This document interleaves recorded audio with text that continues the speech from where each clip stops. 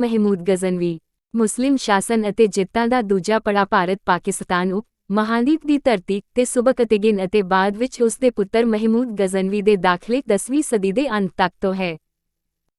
1001 ਈਸਵੀ ਦੇ ਅਖੀਰਲੇ ਅੱਧ ਵਿੱਚ ਪਿਸ਼ਾਵਰ ਦੇ ਨੇੜੇ ਜੈਪਾਲ ਨਾਲ ਮਹਿਮੂਦ ਦੀ ਪਹਿਲੀ ਝੜਪ ਅਤੇ ਫਿਰ ਹਿੰਦੂ ਰਾਜਿਆਂ ਉਜੈਨ, ਗਵਾਲੀਅਰ, ਕਲਿੰਜਰ, ਕਨੌਜ, ਦਿੱਲੀ ਅਤੇ ਅਜਮੇਰ ਨਾਲ ਗੰਭੀਰ ਸੰਘਰਸ਼ਾਂ ਦੀ ਇੱਕ ਲੜੀ ਨੇ ਮੁਸਲਮਾਨਾਂ ਦੇ ਵਿਰੁੱਧ ਹਿੰਦੂ ਦੁਸ਼ਮਣੀ ਦੀ ਅਸਲ ਤਸਵੀਰ ਨੂੰ ਪ੍ਰਦਰਸ਼ਿਤ ਕੀਤਾ।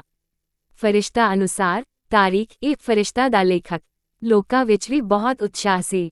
ਹਿੰਦੂ ਔਰਤਾਂ ਨੇ ਜੰਗ ਦੇ ਯਤਨਾਂ ਵਿੱਚ ਮਦਦ ਕਰਨ ਲਈ ਆਪਣੇ ਗਹਿਣੇ ਵੇਚ ਦਿੱਤੇ ਅਤੇ ਆਪਣੀ ਬਚਤ ਫੌਜ ਨੂੰ ਭੇਜ ਦਿੱਤੀ। ਇਹ ਲੜਾਈ ਪਿਸ਼ਾਵਰ ਅਤੇ ਵਹਿੰਦ ਦੇ ਵਿਚਕਾਰ ਇੱਕ ਸਥਾਨ ਤੇ ਲੜੀ ਗਈ ਸੀ।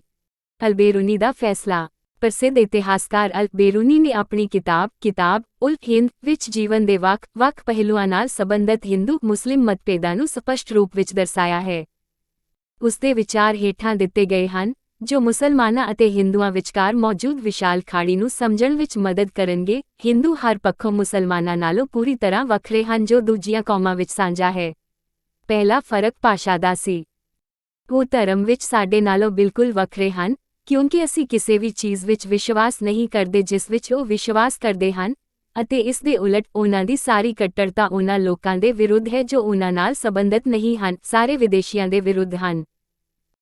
ਉਹ ਉਹਨਾਂ ਨੂੰ ਮਲੇਛਾ ਅਰਥਾਤ ਅਪਵਿੱਤਰ ਕਹਿੰਦੇ ਹਨ ਅਤੇ ਉਹਨਾਂ ਨਾਲ ਕੋਈ ਸਬੰਧ ਰੱਖਣ ਤੋਂ ਮਨਾ ਕਰਦੇ ਹਨ, ਭਾਵੇਂ ਉਹ ਅੰਤਰ ਵਿਆਹ ਨਾਲ ਹੋਵੇ ਜਾਂ ਕਿਸੇ ਹੋਰ ਤਰ੍ਹਾਂ ਦਾ ਸਬੰਧ ਹੋਵੇ, ਜਾਂ ਉਹਨਾਂ ਨਾਲ ਬੈਠਣ ਖਾਣ ਪੀਣ ਨਾਲ ਹੋਵੇ, ਕਿਉਂਕਿ ਇਸ ਨਾਲ ਉਹ ਸੋਚਦੇ ਹਨ ਕਿ ਉਹ ਪਲੀਤ ਹੋ ਜਾਣਗੇ। ਉਹ ਕਿਸੇ ਵੀ ਚੀਜ਼ ਨੂੰ ਅਸ਼ੁੱਧ ਸਮਝਦੇ ਹਨ ਜੋ ਪਰਦੇਸੀ ਦੀ ਮੈਅ ਅਤੇ ਪਾਣੀ ਨੂੰ ਛੂਹਦੀ ਹੈ, ਅਤੇ ਇਹਨਾਂ ਦੋ ਤੱਤਾਂ ਤੋਂ ਬਿਨਾਂ ਕੋਈ ਘਰ ਨਹੀਂ ਹੋ ਸਕਦਾ। ਇਸ ਤੋਂ ਇਲਾਵਾ ਉਹ ਕਦੇ ਵੀ ਇਹ ਨਹੀਂ ਚਾਹੁੰਦੇ ਕਿ ਜਿਹੜੀ ਚੀਜ਼ ਇੱਕ ਵਾਰ ਪਲੀਤ ਹੋ ਗਈ ਹੈ ਉਸ ਨੂੰ ਸ਼ੁੱਧ ਕੀਤਾ ਜਾਵੇ ਅਤੇ ਇਸ ਤਰ੍ਹਾਂ ਮੁੜ ਪ੍ਰਾਪਤ ਕੀਤਾ ਜਾਵੇ, ਜਿਵੇਂ ਕਿ ਆਮ ਹਾਲਤਾਂ ਵਿੱਚ ਜੇ ਕੋਈ ਚੀਜ਼ ਅਸ਼ੁੱਧ ਹੋ ਗਈ ਹੈ ਤਾਂ ਉਹ ਸ਼ੁੱਧਤਾ ਦੀ ਸਥਿਤੀ ਨੂੰ ਮੁੜ ਪ੍ਰਾਪਤ ਕਰਨ ਦਾ ਯਤਨ ਕਰੇਗਾ।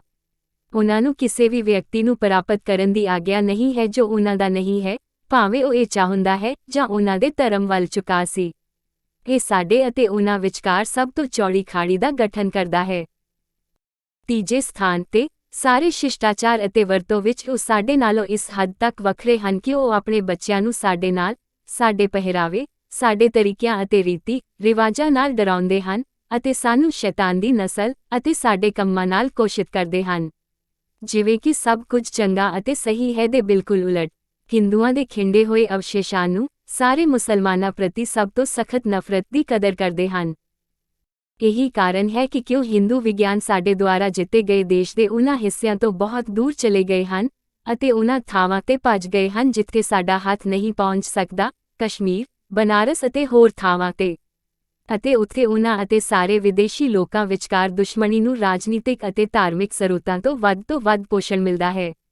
ਪੰਜਵੇਂ ਸਥਾਨ ਤੇ ਕਈ ਹੋਰ ਕਾਰਨਾਂ ਦੀ ਪਛਾਣ ਕੀਤੀ ਗਈ ਹੈ। ਉਹਨਾਂ ਦੇ ਰਾਸ਼ਟਰੀ ਚਰਿੱਤਰ ਦੀਆਂ ਵਿਸ਼ੇਸ਼ਤਾਵਾਂ ਉਹਨਾਂ ਵਿੱਚ ਡੂੰਘੀਆਂ ਜੜ੍ਹਾਂ ਹਨ ਪਰ ਹਰ ਕਿਸੇ ਲਈ ਪ੍ਰਗਟ ਹੁੰਦੀਆਂ ਹਨ। ਹਿੰਦੂ ਮੰਨਦੇ ਹਨ ਕਿ ਉਹਨਾਂ ਦਾ ਕੋਈ ਦੇਸ਼ ਨਹੀਂ ਹੈ, ਉਹਨਾਂ ਵਰਗਾ ਕੋਈ ਦੇਸ਼ ਨਹੀਂ ਹੈ, ਉਹਨਾਂ ਵਰਗਾ ਕੋਈ ਵਿਗਿਆਨ ਨਹੀਂ ਹੈ। ਉਹ ਹੰਕਾਰੀ, ਮੂਰਖਤਾ ਨਾਲ ਵਿਅਰਤ, ਸਵੈ ਹੰਕਾਰੀ ਅਤੇ ਅਡੋਲ ਹਨ। ਉਹ ਸੁਭਾਵਕ ਤੌਰ ਤੇ ਜੋ ਉਹ ਜਾਣਦੇ ਹਨ ਉਸ ਨੂੰ ਸੰਚਾਰ ਕਰਨ ਵਿੱਚ ਕਠੋਰਤਾ ਨਾਲ ਹੁੰਦੇ ਹਨ, ਅਤੇ ਉਹ ਇਸ ਨੂੰ ਆਪਣੇ ਲੋਕਾਂ ਵਿੱਚ ਕਿਸੇ ਹੋਰ ਜਾਤੀ ਦੇ ਆਦਮੀਆਂ ਤੋਂ ਰੋਕਣ ਲਈ ਸਭ ਤੋਂ ਵੱਧ ਧਿਆਨ ਰੱਖਦੇ ਹਨ, ਬੇਸ਼ੱਕ ਕਿਸੇ ਵੀ ਵਿਦੇਸ਼ੀ ਤੋਂ। ਉਹਨਾਂ ਦੇ ਵਿਸ਼ਵਾਸ ਅਨੁਸਾਰ ਧਰਤੀ ਤੇ ਉਹਨਾਂ ਤੋਂ ਇਲਾਵਾ ਕੋਈ ਹੋਰ ਦੇਸ਼ ਨਹੀਂ ਹੈ, ਉਹਨਾਂ ਤੋਂ ਇਲਾਵਾ ਮਨੁੱਖਾਂ ਦੀ ਕੋਈ ਹੋਰ ਨਸਲ ਨਹੀਂ ਹੈ, ਅਤੇ ਉਹਨਾਂ ਤੋਂ ਇਲਾਵਾ ਕਿਸੇ ਵੀ ਰਚੇ ਹੋਏ ਜੀਵ ਕੋਲ ਕੋਈ ਗਿਆਨ ਜਾਂ ਵਿਗਿਆਨ ਨਹੀਂ ਹੈ।